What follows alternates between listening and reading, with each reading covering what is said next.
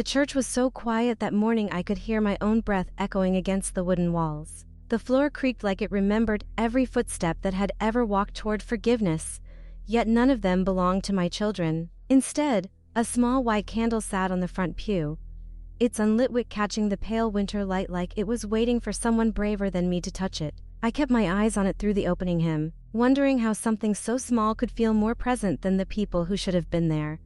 I was 73 the morning I stepped into that small church. The cold air clinging to my coat like it had one last truth to deliver. The wooden pews looked polished and patient, as though waiting to witness something sacred after years of silence. My children had promised they would come, but their voices on the phone had carried the kind of hesitation you can hear even through static. Only my grandson, Adam, had spoken with warmth, his words sincere even from across an ocean. I told myself this day was for me, a quiet beginning I had chosen after a lifetime of choosing everything else. Still, as the doors closed behind me, I felt a familiar tremor in my chest, as if the past had slipped in with me and taken its own seat. If these quiet stories mean something to you, you can subscribe for more. It helps me keep telling them. The church felt colder once the doors shut behind me. The kind of cold that settles not on your skin but somewhere deeper, somewhere you don't touch often. I moved slowly toward the front, my steps soft on the old floorboards, each one groaning like it remembered better mornings. My eyes kept drifting toward the pew where my children were supposed to sit, the one I'd dusted my hopes onto without even noticing. Instead of faces, there was a small white candle resting alone, its unlit wick catching the pale morning light. It looked so delicate sitting there, fragile the way truth can be when you're finally ready to face it. And though I had never been one to notice symbols, I felt it immediately. Something in that simple gesture was louder than all their absences combined. The pastor began speaking, his voice gentle, almost apologetic, as if he could sense the empty spaces before noticing the people who had shown up.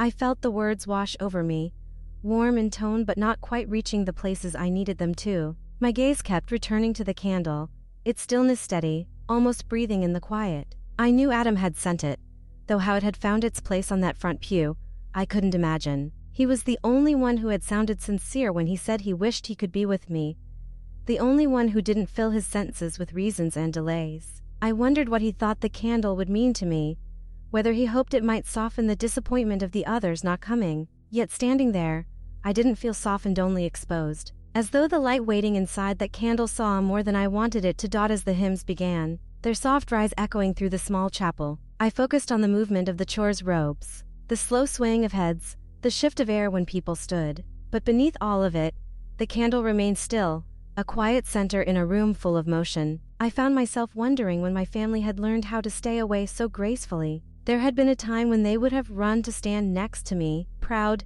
curious, willing to share whatever life was handing out. Now they stayed at a distance, offering polite words instead of presence, convenience instead of care. And though I tried not to let it show, there was a small trembling feeling inside me, the kind that comes when the truth is brushing against a door you've kept locked for too long. The pastor invited me forward for the blessing, and I walked slowly, aware of every eye in the room. Even the kind ones felt heavy. The water touched my forehead, cool and clean, and for a moment I felt something open inside me, something I thought had grown quiet over the years. I closed my eyes and breathed in the scent of candles, old wood, and sunlight drifting through stained glass. When I looked up, my gaze went straight to the lonely white candle once more, its stillness unchanging. It seemed to ask me a question without words, one I wasn't sure I was ready to answer. Maybe it wasn't just a symbol of who wasn't there. Maybe it was something else entirely, a reminder from the only one who saw how hard I tried,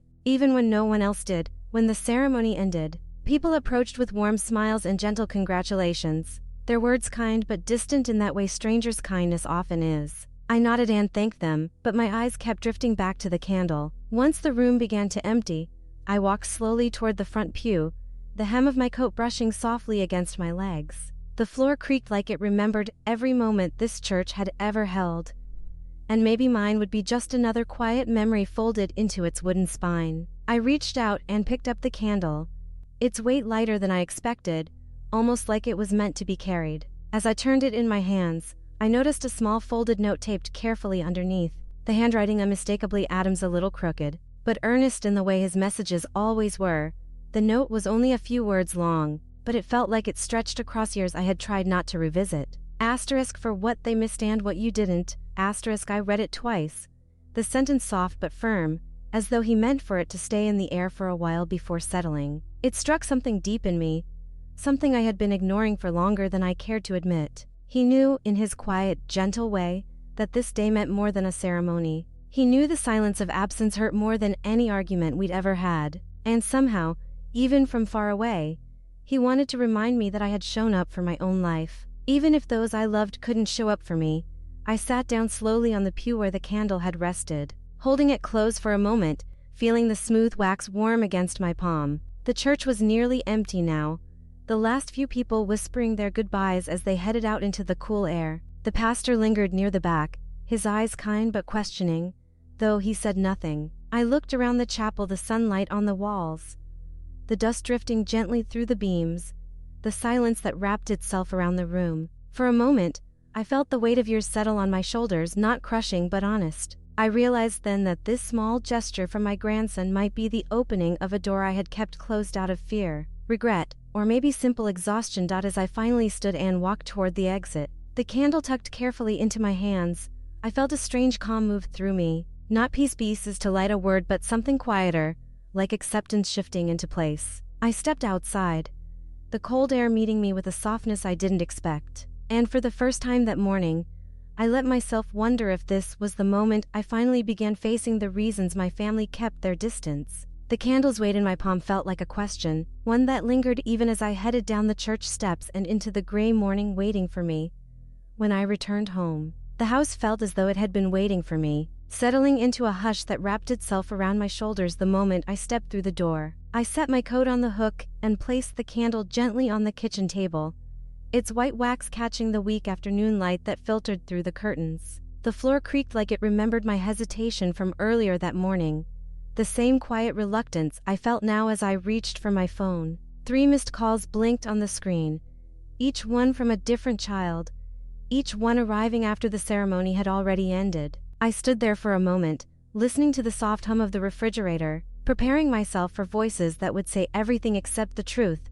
The first voicemail began with a breath, the familiar sigh my eldest daughter gives before stepping into a conversation she'd rather avoid. Her voice was cheerful in that strained, practiced way, the tone she uses when she wants to sound supportive but has already decided she can't be present. She apologized for being busy, though the pause after her apology was longer than necessary. She said she hoped the ceremony was nice, as if it were a small errand I had gone to complete, rather than a moment I had waited decades to choose. When the message ended, the silence felt heavier than her words, sinking into the corners of the room like dust that refuses to lift. I stared at the phone for a moment, wondering how long she had been speaking to me in that rehearsed voice without my noticing.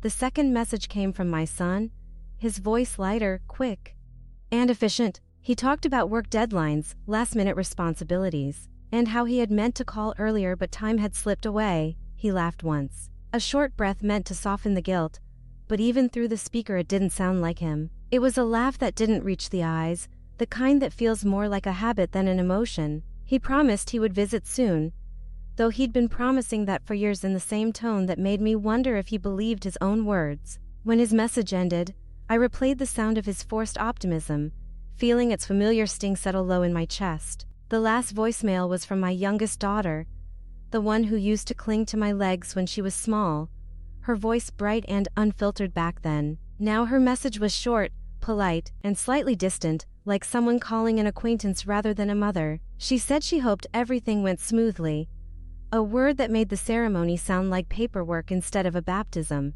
She whispered that she was sorry, but the apology felt like a script, something memorized rather than felt. When the line clicked off, I lowered the phone slowly, feeling the warmth of the device fade against my palm as reality settled in its place.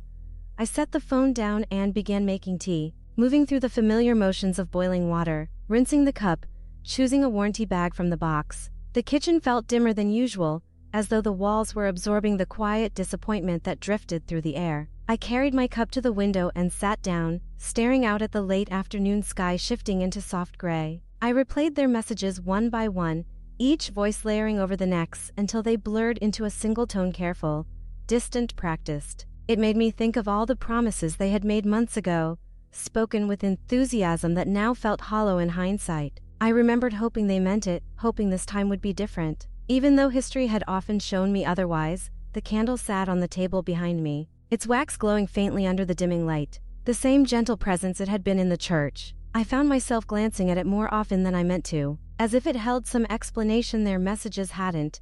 Adam had placed that candle in the world for me, or at least the thought of him had, yet my own children couldn't place themselves in the same quiet pew. I wondered if excuses had become their language of love, a way to keep me at a distance without fully letting me go. Or maybe the truth was harder, maybe they had stopped speaking love entirely, replacing it with polite obligation and measured words. The thought tightened something inside me, an old ache I had tried to bury under understanding and patience. As the tea cooled in my hands, I tried to remember when things had begun shifting between us. Was it one decision or a series of small ones, each one carving a little more space between our hearts? I couldn't recall a moment where we all broke apart. Instead, it seemed as if time had gently pulled us into different rooms. They carried their lives forward, and I carried their childhood memories, heavier with each passing year. I wondered if they blamed me for choices I had made, ones they never spoke about but never fully forgave either. It was a quiet resentment, the kind that hides beneath polite smiles and short phone calls.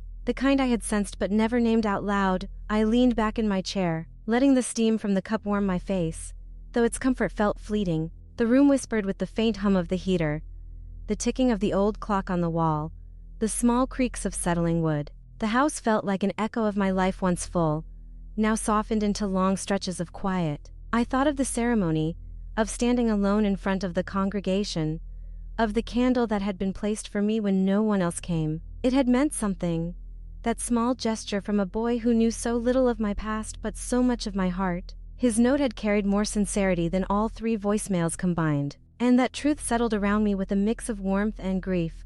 The sky outside darkened slowly, the gray turning into deeper shades of blue as evening approached. I reached for the candle and brought it closer, running my fingers lightly over its smooth surface. It felt steady, unlike the voices I had heard today, voices wrapped in excuses, polite distance, and something I could no longer pretend I didn't feel. I wondered if this was the point in life where a person begins to see relationships not as they were, but as they have quietly become. The thought lingered in the air, trembling with honesty, and I knew I could no longer avoid it. Something had shifted today, not just in the church, but here, in the stillness of my home. In the truth I had no choice but to face. As the first stars appeared outside, faint and flickering, I felt the weight of the day finally settle into my bones. The candle remained in my hands, warm from my touch, steady in its silence. I looked around the room, feeling both the emptiness and the possibility within it. Maybe it was time to question not just why they stayed distant, but why I had allowed the distance to grow without calling it by its name.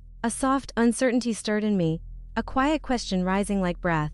What changed between us, and what part of that change was mine to claim? I don't know what pulled me toward that drawer after all these years, only that the quiet in the house had grown too thick to ignore. The afternoon light had settled in long strips across the floor, catching dust in slow, drifting patterns, and the sight made the room feel older than it was. I walked toward the desk with a kind of reluctant familiarity, the floor creaking like it remembered every step I'd taken to avoid this moment. My hand hovered over the drawer handle, the metal cooled beneath my fingertips, carrying the faint chill of forgotten things. When I finally pulled it open, the scent of old paper and time-worn memories rose up, soft but undeniable. It felt like opening a door I had closed long before I knew how to lock anything properly. The photographs sat in uneven stacks, their edges curled, their colors softened by years spent in quiet darkness. I picked up the first one without thinking, and there they were, my children as teenagers, standing in the backyard with sunlight pressing against their faces. Their smiles were easy, unguarded, carrying a tenderness I barely remembered them offering me in later years. My eldest daughter had her arm hooked through her brother's, both of them laughing at something I must have said just moments before. Back then, everything felt simple, or maybe I only believed it did because I wanted to. I traced the edges of the photograph with my thumb, feeling an ache settle beneath my ribs. The kind that comes when memory is too soft to touch but too sharp to ignore. Behind it was another picture, this one smaller, its corners frayed from years of handling. When I lifted it into the light, I almost forgot to breathe.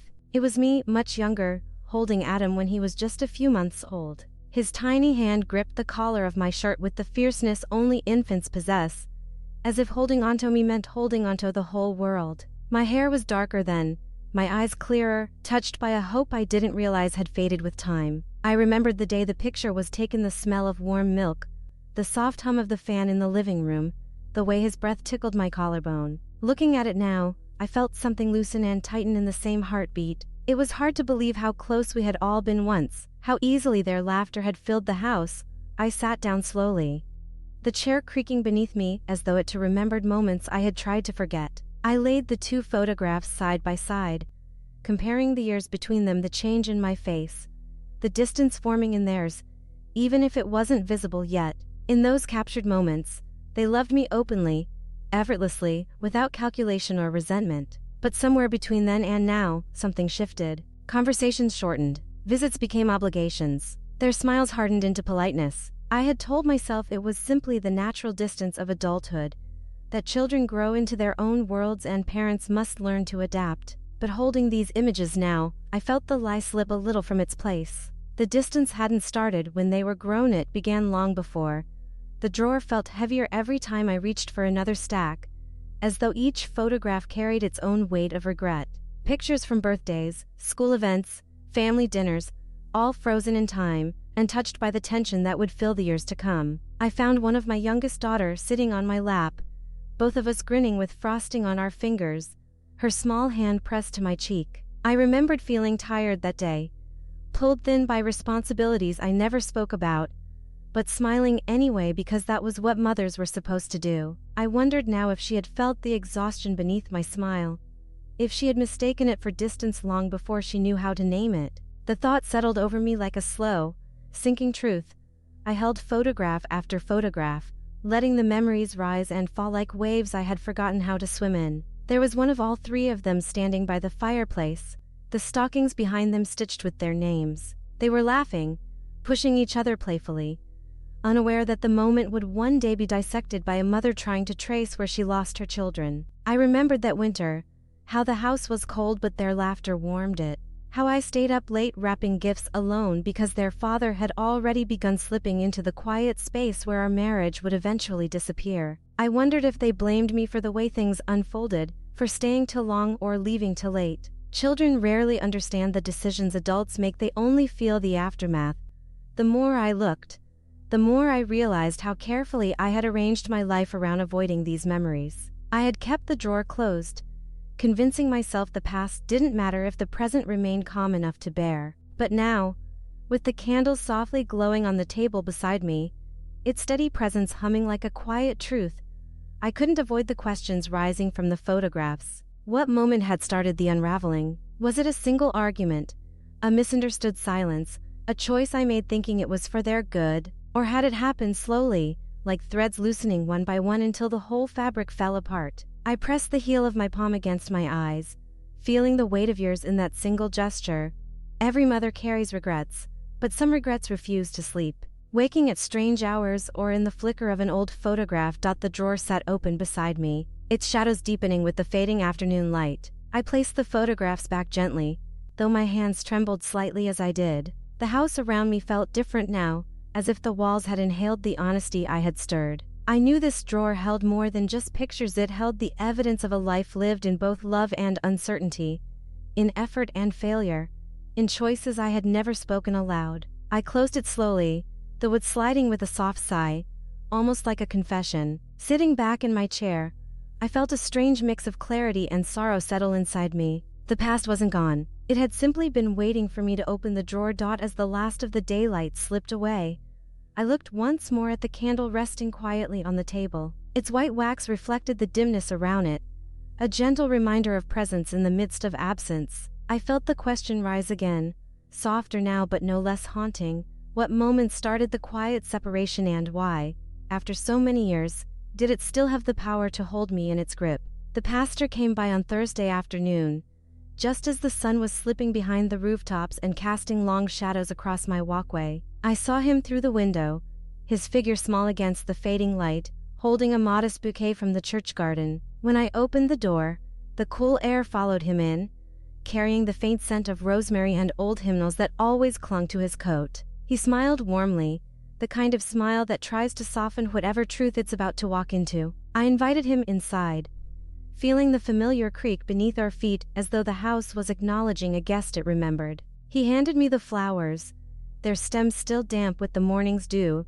We settled in the living room, the candle resting quietly on the table between us, its presence soft but steady. The pastor folded his hands in his lap, looking around with the gentle curiosity of someone who has seen many lives but never stops appreciating the details. After a moment, he congratulated me again on the ceremony, saying it was a privilege to witness someone choosing renewal later in life.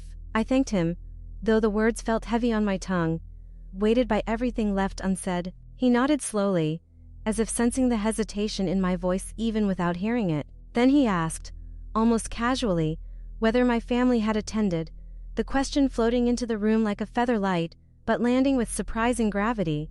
For a moment, I couldn't speak. The silence stretched, settling between us in a way that made the room feel smaller. I answered that they couldn't make it, letting the words slip out gently, as if speaking too loudly might cause something inside me to crack. But the answer felt thin, like fabric stretched over an old wound that never fully healed. The pastor didn't push or pry. He simply held my gaze with a softness that made the truth feel nearer than I wanted it to be. He nodded once, slowly, the kind of nod that acknowledges both the spoken and the unspoken. The candle flickered slightly beside us. Though no breeze had moved through the room, he leaned back in his chair and spoke quietly about beginnings. How sometimes they come not from the clearing of old pain but from the courage to face it. His voice was calm, steady, the way water sounds when it moves gently over stones. He talked about forgiveness, how it is often easier to offer than to accept, how we grant it freely to others, but struggle when the path leads back to our own hearts. I felt his words settle into the room like dust illuminated by a sudden shaft of light, noticeable only when it can no longer be ignored. I kept my hands folded in my lap, tracing the line of my thumb with my other fingers to keep my emotions from rising too quickly. The pastor continued, sharing stories of people who had returned to the church after long absences, carrying burdens they had convinced themselves were too heavy to release. He said renewal was never a single moment but a quiet collection of small choices, breathing through the hurt, opening old drawers, sitting with memories that still held their sharp edges. I listened, not because I needed guidance, but because the truth in his voice made the tightness in my chest shift, just enough for air to move through again. He didn't ask what had happened with my children. He knew some stories sit in the shadows for reasons that are not ready to be touched. Instead, he spoke in generalities, and yet somehow every word felt aimed directly at the space inside me I had been avoiding. When he finally stood to leave, the evening light had turned the room a soft blue, the kind of color that makes everything feel suspended. I walked him to the door, grateful for the peaceful silence that followed his visit. Just as he stepped outside, he paused, one hand resting on the doorframe, and looked back at me with a thoughtful expression. He said, almost as an afterthought, that sometimes people stay away from things that remind them of their own failings. His voice was gentle, but the sentence landed like a quiet chord, resonating long after the sound had faded. I felt something inside me react, not in pain exactly, but in recognition, like hearing an old song you once pretended not to know. He didn't elaborate, and I didn't ask him to. Some truths don't need explanation. They simply sit in the air until they find their way into your understanding. I watched him walk down the path, his figure growing smaller with each step, until he disappeared into the golden haze of the neighborhood evening. I closed the door softly behind me, the latch clicking with a finality that echoed faintly through the hall. The house felt different once he left, as though his words had shifted something in the air, rearranged the shadows, invited the truth to sit closer than before. I leaned against the door for a moment, letting the weight of his question settle into the quiet spaces of my mind. I walked back to the living room and sat down near the candle, its wax still smooth and untouched, the wick dark and waiting. The pastor's statement replayed in my mind, looping around itself until it fit into the shape of something personal. Had my ceremony been a mirror they didn't want to face? Had my step toward renewal stirred something uncomfortable in them, something they'd rather avoid than acknowledge? The idea wasn't comforting, but it wasn't cruel either. It was simply a possibility I had never allowed myself to consider. I touched the base of the candle gently, feeling the faint coolness beneath my fingertips, imagining how it might look once lit, There was something honest about its stillness, something that reminded me of Adam's small but meaningful gesture. The room darkened further, the corners deepening into quiet shades of blue and gray, and I felt a stillness settle over me that wasn't quite peace but wasn't pain either. It was something in between, a space wide enough to breathe in for the first time that week. I closed my eyes and let the pastor's words drift through my thoughts like incense smoke, soft, lingering, impossible to ignore. Maybe my ceremony had held more than water and blessing. Maybe it had held truths none of us were ready to say aloud, and as I sat there, alone but not quite lonely, I found myself whispering the question I had been circling all evening. If my choice to begin again reflected their own unfinished reflections, what else might they be avoiding in the quiet spaces of their lives? That evening, the house felt heavier than usual, as though the walls were holding their breath and waiting for something neither of us could name. The quiet wrapped itself around me the moment I stepped into the living room, settling over my shoulders like a blanket I hadn't asked for. I lowered myself into the armchair by the window, the familiar cushions sinking beneath me with a sigh that sounded almost human. Outside, dusk had begun to fold itself over the neighborhood, leaving long, soft shadows stretching across the floor. For a moment, I simply sat there, letting the silence press gently against me, steady as a heartbeat I wasn't sure belonged to the house or to me. I tried to tell myself the quiet was comforting, the kind that invites rest rather than loneliness. But the truth settled deeper, closer to the place where regret finds its home. I closed my eyes and let memories drift in slowly, the way dust lifts and falls when sunlight touches it just right. Arguments I had buried years ago rose to the surface, their edges still sharp, their words heavier than I remembered. I thought of the times I justified decisions I didn't fully understand myself, decisions I made out of fear, out of exhaustion, out of believing I was doing what a mother should do. Regret has a way of aging inside you, turning soft moments into brittle ones before you're ready to see them clearly. I felt each one settle in the quiet room around me. The candle flickered from the small table in the corner, its flame shifting like a memory waking from a long sleep. Its light cast shadows along the walls, shadows that moved with a slow grace, as though reenacting pieces of a past I had tried not to revisit. I watched them sway gently, growing and shrinking with the flame's breath, their shapes familiar in ways I didn't want to recognize.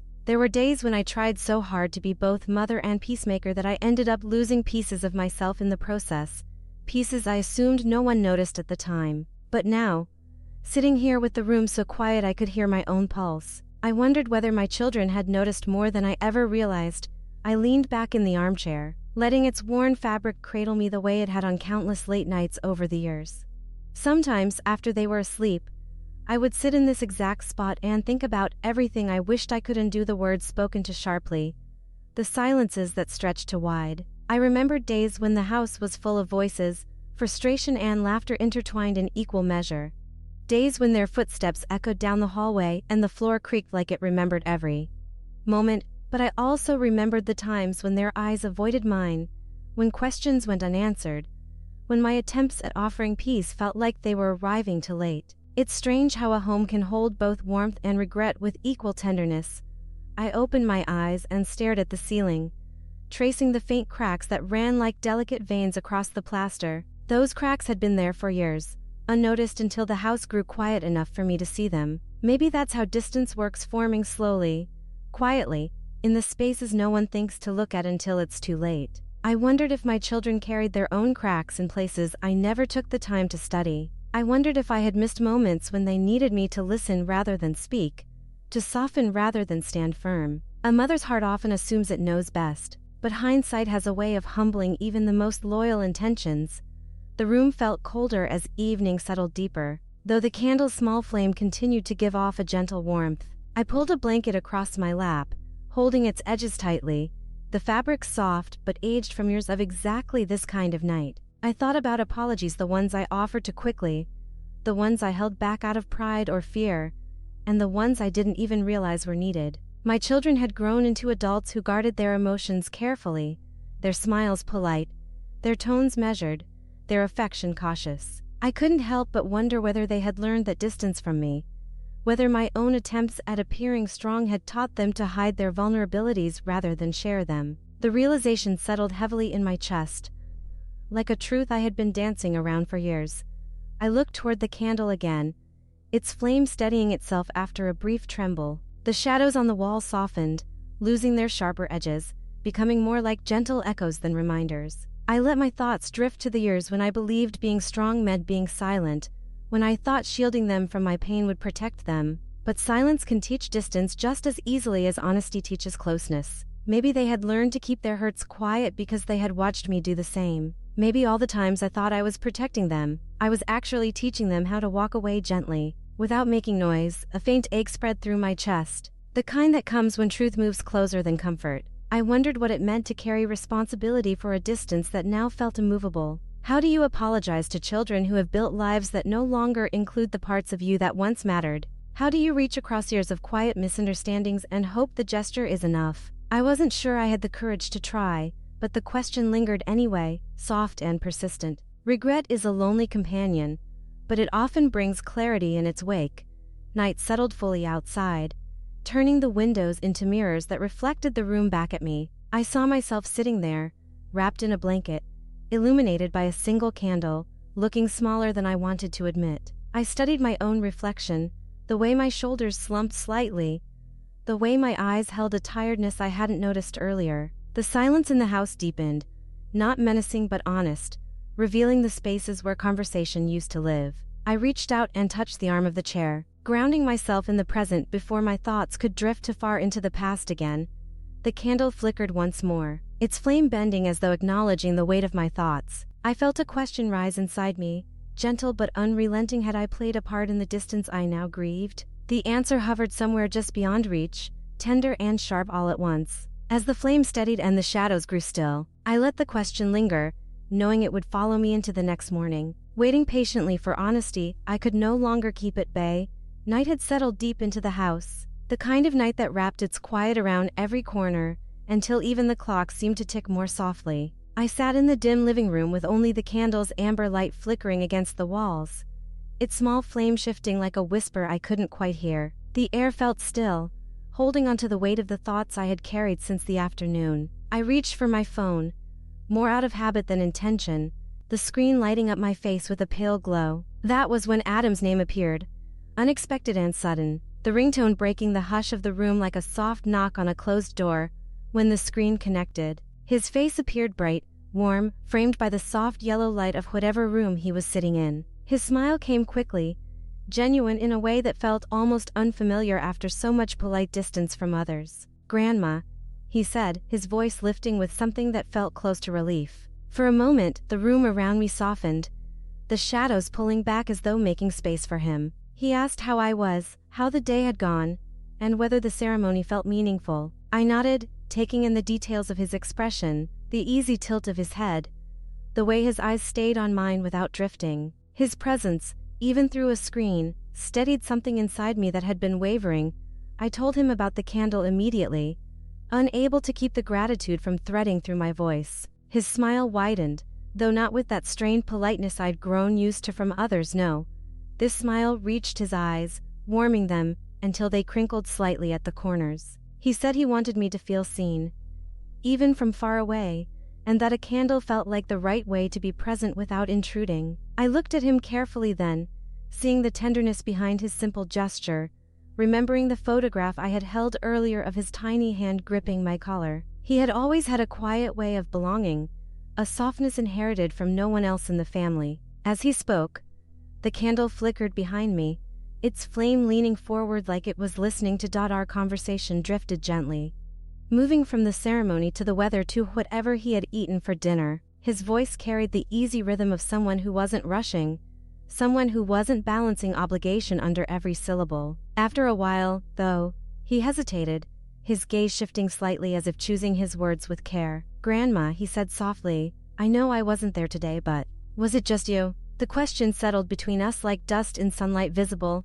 delicate, impossible to ignore. I swallowed, feeling the familiar tightness rise in my throat, the same tightness that had followed me home from the church.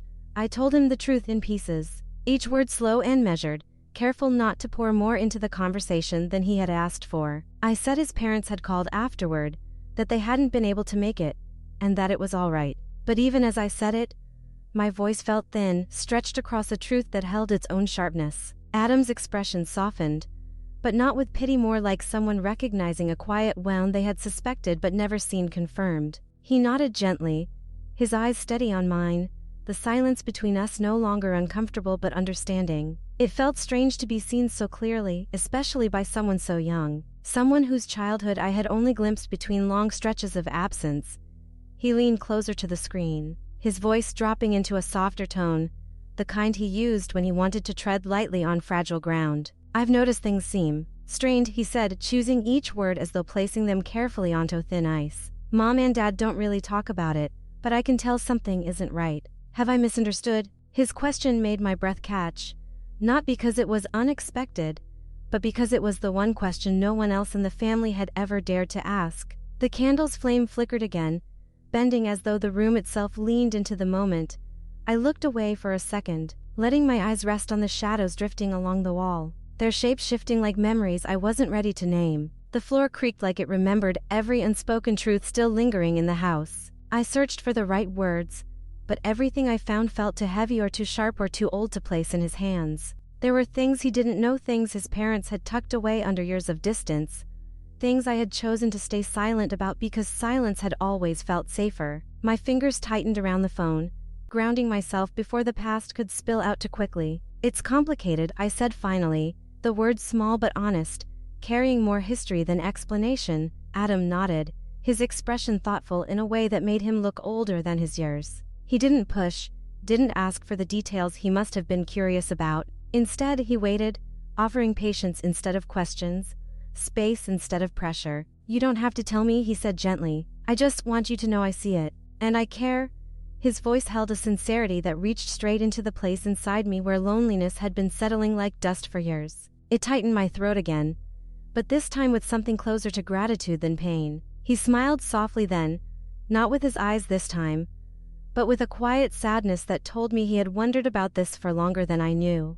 I told him I was all right, though we both knew the statement held only part of the truth. Outside, a faint wind pressed against the windows, the sound blending with the low hum of the candle flame. For a moment, the room felt suspended, held between past and present, between what I could say and what I wasn't ready to. The silence between us was gentle, a room we stood in together without needing to fill it. I met his gaze again, and in his eyes I saw not the child I used to hold, but a young man reaching across distance in a way his parents never had. It made something inside me ache with a mix of pride and sorrow. As the call drifted toward its end, he asked if I wanted him to call again soon, his voice hopeful but respectful. I nodded, feeling the warmth of his presence linger even as his image began to fade from the screen. When the call ended, the room felt quiet again, but not empty, not in the way it had felt earlier. The candle flickered steadily beside me, casting a soft glow that stretched across my hands. I breathed in slowly, letting the moment settle into me. The question lingered, gentle but persistent. Should I tell him the real reason my children keep their distance? The answer hovered just out of reach, waiting for the night to grow still enough to face. Sleep wouldn't come that night. No matter how long I lay still or how many times I shifted beneath the worn blanket, the house felt too quiet, the kind of quiet that makes your thoughts louder than they ought to be. Moonlight filtered through the curtains in pale ribbons, landing across the floor like fragile pathways leading nowhere. I stared at the ceiling for a long while, tracing the thin cracks that stretched above me like faint reminders of things left unresolved. Eventually, the restlessness forced me out of bed, my feet sinking softly into the cool floorboards. The floor creaked like it remembered every night I had risen with unfinished thoughts weighing too heavily on my chest. I found myself walking toward the desk in the corner, the same one that had held my fears and half-finished truths for decades. The drawer stuck slightly when I tried to open it, its stubbornness a familiar warning of what waited inside. When it finally gave way, the scent of old paper rose up, tinged with time, and the faint sweetness of pressed flowers I'd forgotten were tucked between pages years ago. My fingers brushed against scattered envelopes and faded receipts before finding the folded letter nestled beneath them. Even before I pulled it out, I recognized its thinness, its careful creases, its quiet shame. It was a letter written to each of my children, though addressed to none, penned on a night when guilt had outweighed pride. I unfolded the paper slowly, the edges crackling like it was waking from a long sleep. My own handwriting stared back at me, smaller, neater, more hopeful than I remembered being when I wrote it. The words trembled slightly on the page, not from age but from the hesitation embedded within them. I had written about choices I made when they were young, choices that were meant to protect but ended up wounding in ways I didn't foresee. I apologized for moments I had dismissed too easily, for silences I had allowed to stretch too far, for expectations I had placed on them without understanding the weight of them. Reading the letter now, years later, felt like touching an old bruise dull at first, then unexpectedly sharp. As I continued reading, the ache inside me deepened, spreading slowly across my chest like ink bleeding through paper. The letter wasn't elegant or poetic. It was simply honest, painfully so. It spoke of nights I cried quietly in the kitchen they wouldn't hear, of promises I couldn't keep, of mistakes I pretended weren't mistakes because admitting them felt like unraveling. I had tried to explain myself, to shape my regret into something gentle, but even then, I had known the truth. This letter wasn't for them. It was for me, a shield against their possible anger, a way to confess without facing the consequence of being seen too clearly. I had folded it away before dawn broke that night, telling myself I'd send it when the time was right, though time, as always, obeyed no one.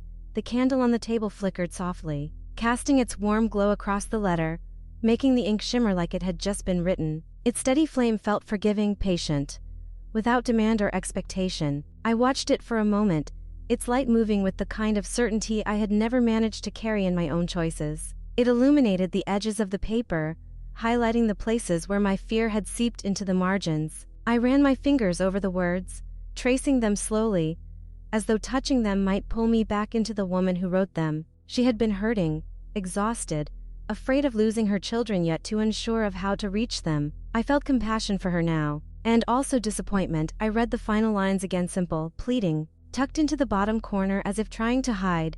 I'm sorry for the pain I caused without meaning to. I hope one day you'll understand I was trying, even when I failed.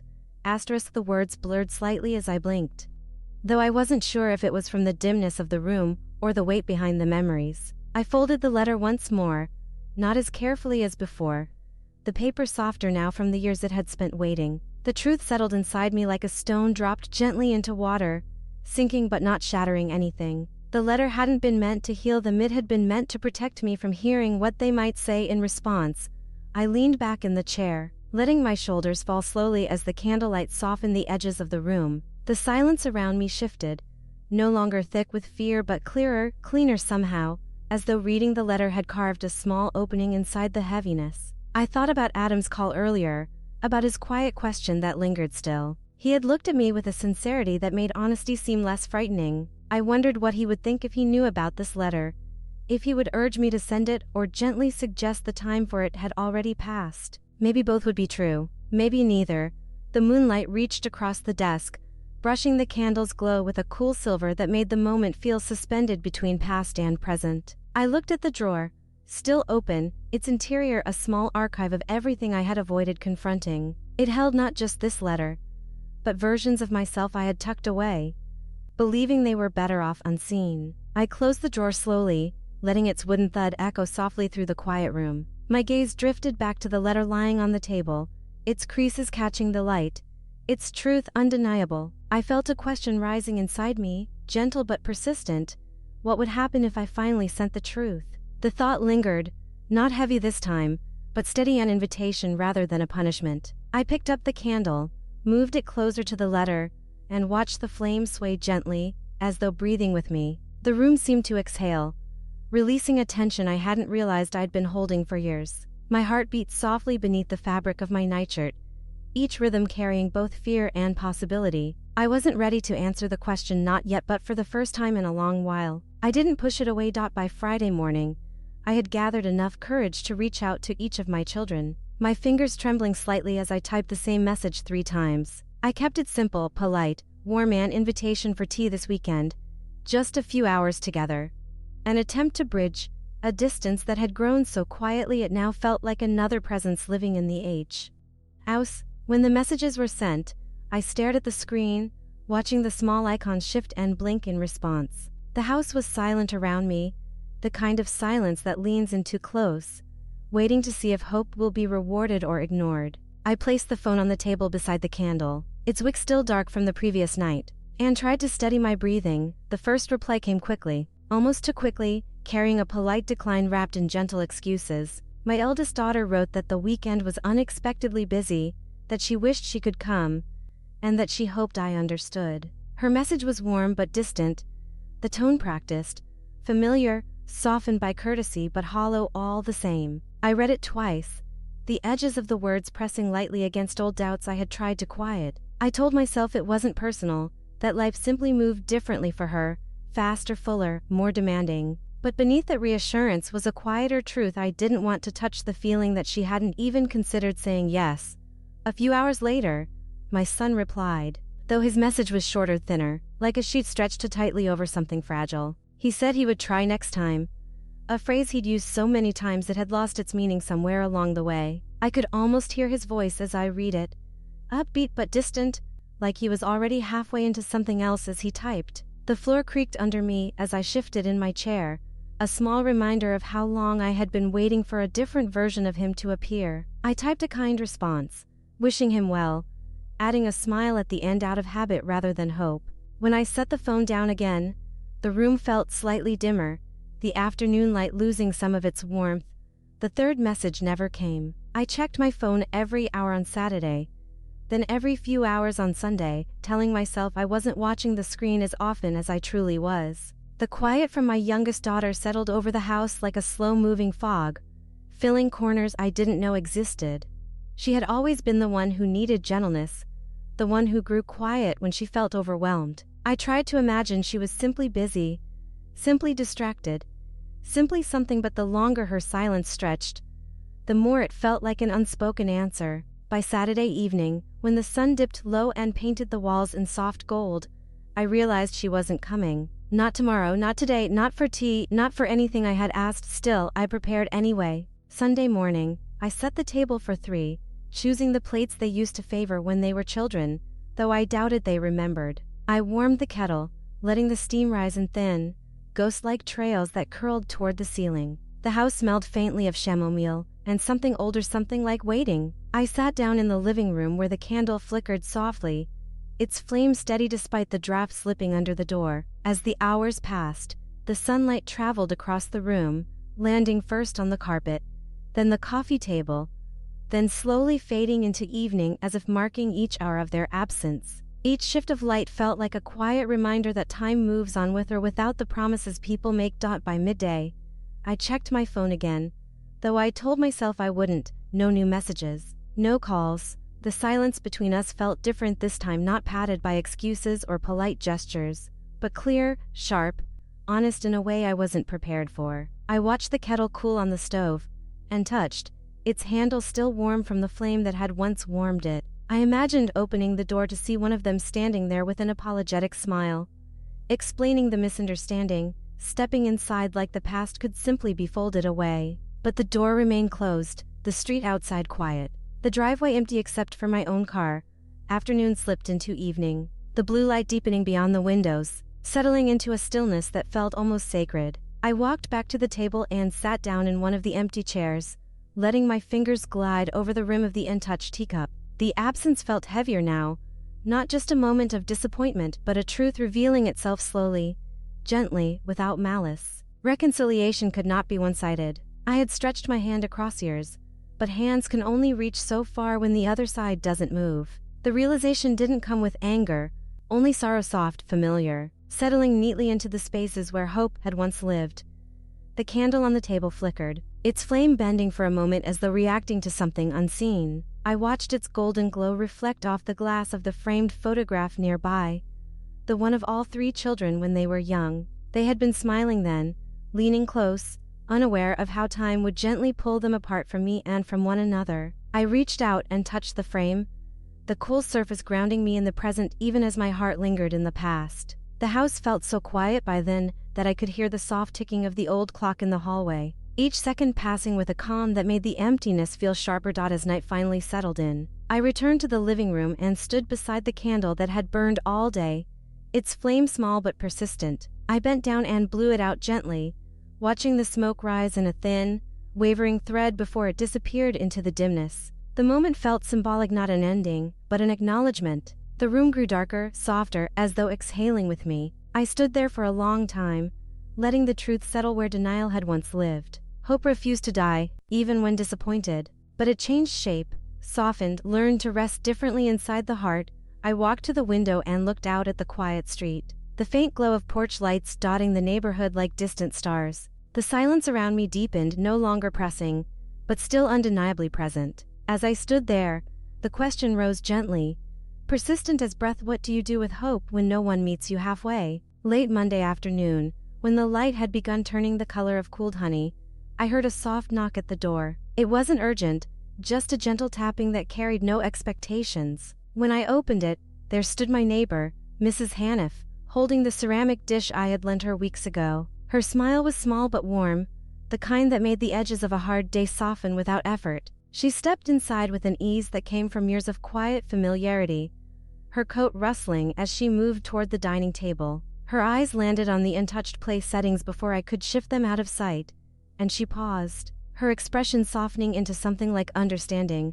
I tried to explain quickly, offering a simple sentence about how I had invited the children for tea and how none of them had been able to come. Even as I spoke, the words sounded thinner than I intended, as though stripped of the layers of hope and disappointment that lived beneath them. She listened without interrupting, her hands folded gently around the dish she still held, her gaze steady but never invasive. When I finished, she inhaled slowly, like someone remembering the contours of a familiar ache. She set the dish down and pulled out a chair, its legs scraping softly against the floor as though giving permission for the moment to settle. I sat across from her, the candle between us unlit but still carrying the weight of its meaning. She began speaking in her quiet, measured way, her voice carrying the warmth of someone who had lived long enough to understand the fragile shapes grief can take. She told me how her own children had pulled away years ago, drifting into lives that made less and less room for her. There had been years, she said, when holidays passed without a single visit,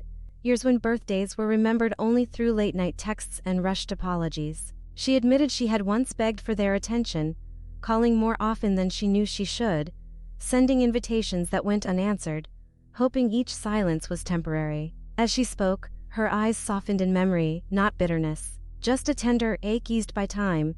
She described the evening when she finally stopped reaching so desperately, the moment she realized she had been living in the shadow of old expectations instead of in the light of her own life.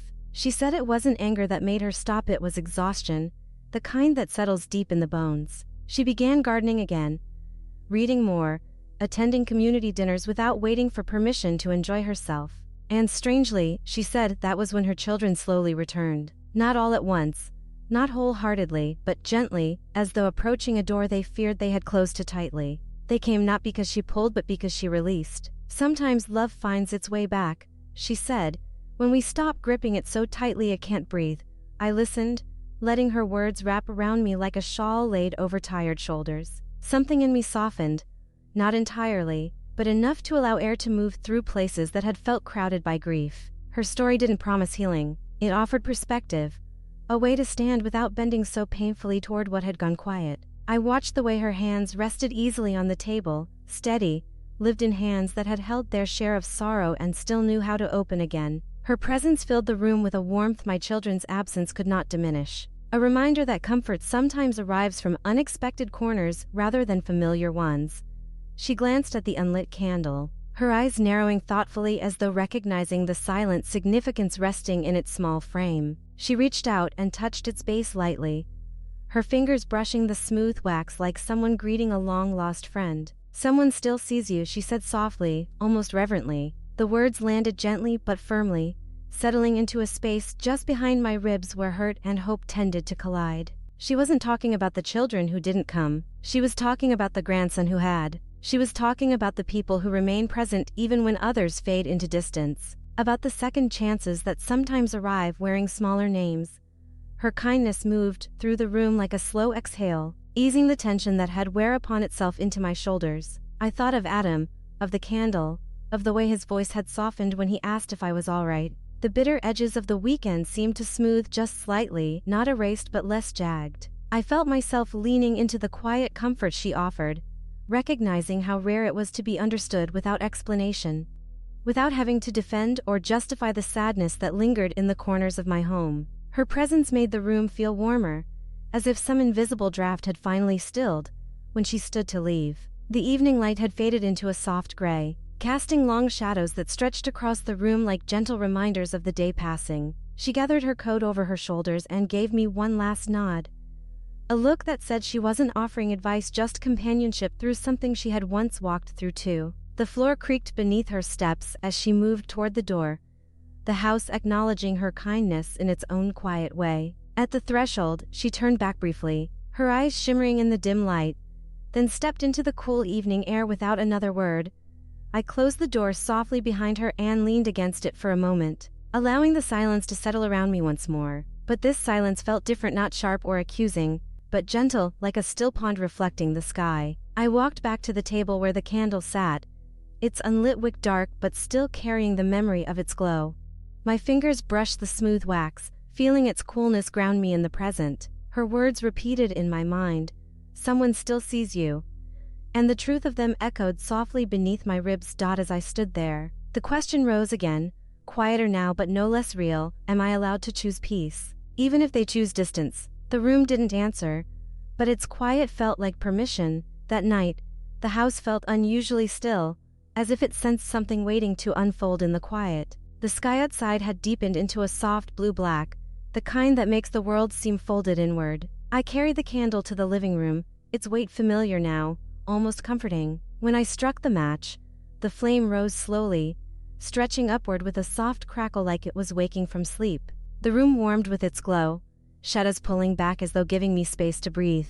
It felt as if a forgotten part of me leaned closer to the light. Ready to step forward after years of hiding, I sat beside the candle, the wooden chair creaking beneath me like it remembered all the nights I had avoided moments like this. The flame flickered gently, casting soft gold across the table and illuminating the faint lines on my hands. I placed a blank sheet of paper in front of me, its emptiness both inviting and intimidating. For a long moment, I simply watched the candle, letting its steady glow quiet the noise inside my head. This letter would be different from the one tucked away in that drawer. It wouldn't apologize for my existence or plead for forgiveness wrapped in uncertainty. Instead, it would tell the truth of who I've become, stripped of fear and softened by time.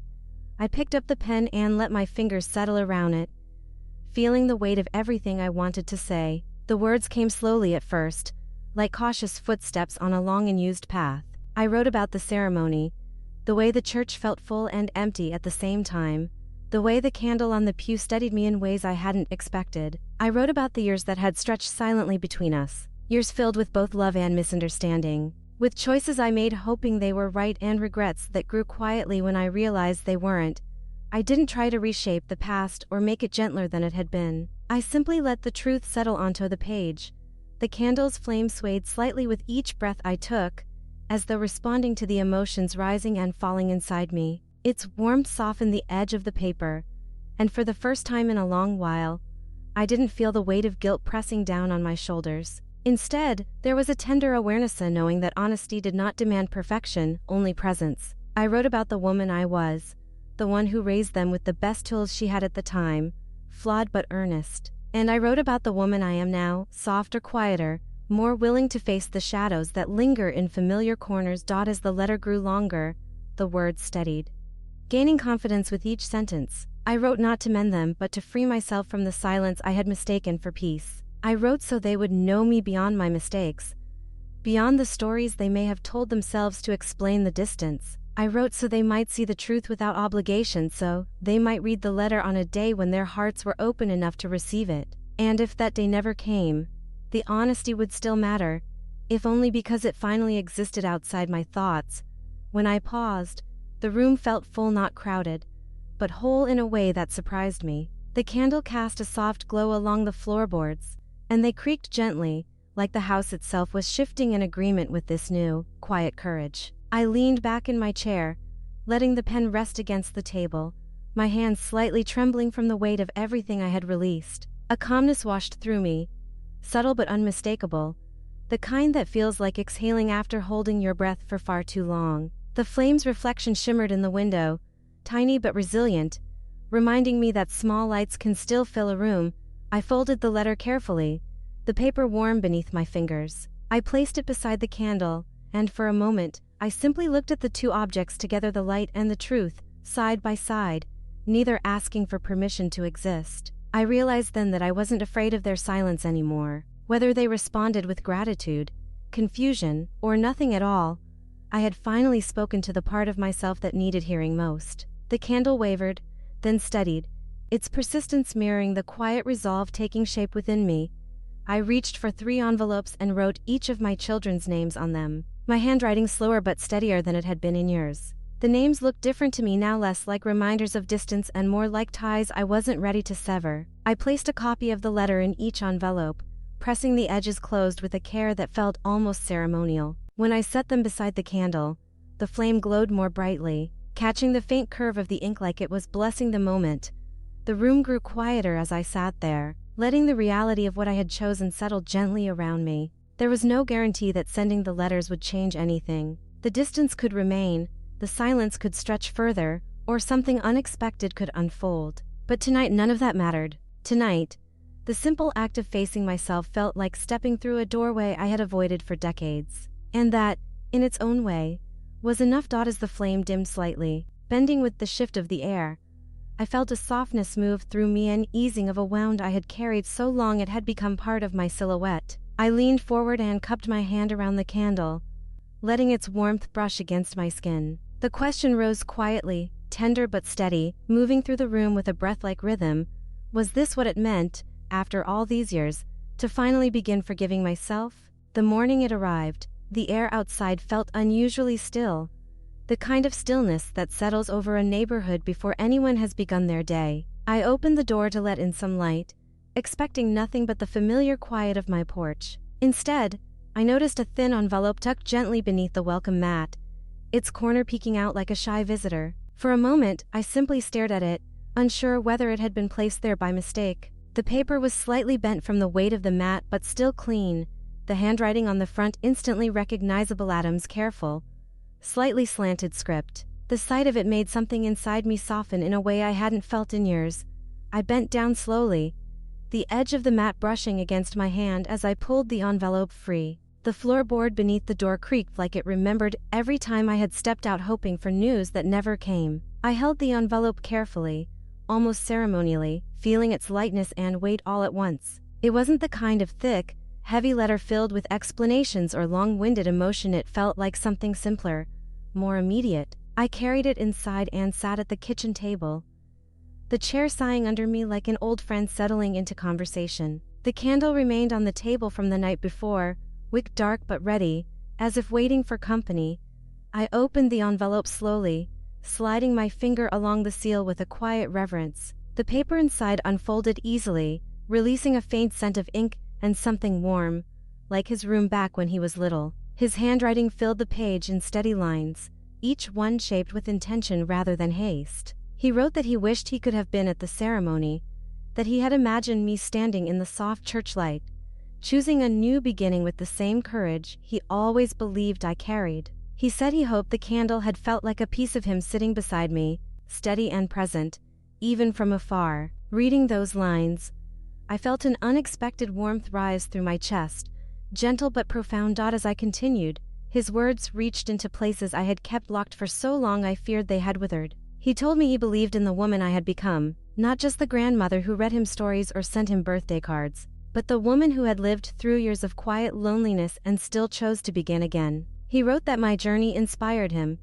that my courage made him feel braver about his own life, about choices he had been hesitating to make. His honesty felt like a soft light shining inward, touching corners I had convinced myself no one cared to see. I paused, letting the meaning settle, letting the fullness of his sincerity fill the empty spaces my children had left behind. I placed the letter gently on the table, smoothing its edges with trembling fingers. The candle nearby caught a sliver of morning light, its wax glowing faintly as though responding to the tenderness of his words. I realized then that connection did not have to mirror old expectations to be real, that love did not always arrive in familiar shapes. Sometimes it came from the youngest voice, the quietest gesture, the hand that reached back even when others had let go. The church pew may have been empty, but at this table, in this moment, something in my life felt undeniably full.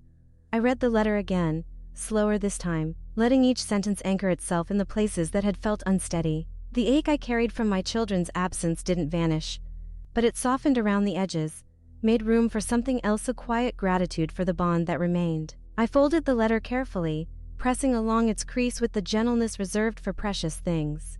I placed it beside the candle, the two of them together like a small altar to hope, one offering light and the other offering truth.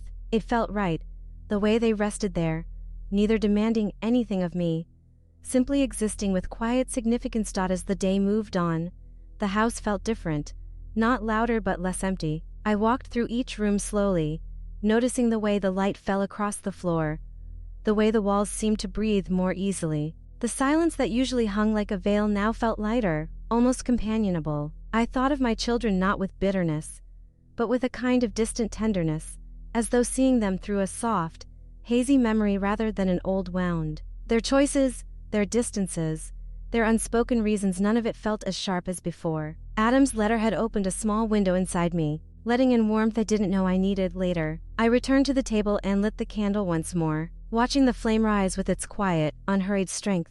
It illuminated the letter beside it, the paper glowing warmly under the moving light. I rested my hand on the table, feeling its familiar texture, the grain of the wood grounding me in the present. The flame swayed gently, its glow stretching across my fingers, as if offering something invisible yet deeply felt. For the first time in a long while, I didn't feel like I was waiting for someone to fill the space beside me. The space felt full enough with this small, honest light. I held the letter once more, tracing the ink of his handwriting with the tip of my finger. Each word carried a rhythm that felt personal, intimate in its sincerity. His voice echoed softly in my mind, not as a replacement for the voices that had grown distant, but as a reminder that love did not vanish simply because it changed shape. I folded the letter again, more delicately this time, as though sealing something sacred inside its paper. My hands trembled slightly, but it wasn't from sadness, it was from something gentler, something like acceptance finding its way into my bones. As evening fell, I sat quietly beside the candle, the room warm with its soft glow. The shadows moved slowly across the walls, their shapes bending and settling like memories choosing where to rest. I breathed in the stillness, letting the quiet wash over me without the weight it once carried. And in that gentle silence, one last question rose, steady and luminous as the flame itself. When someone finally sees you as you are, what do you do with the light they give you?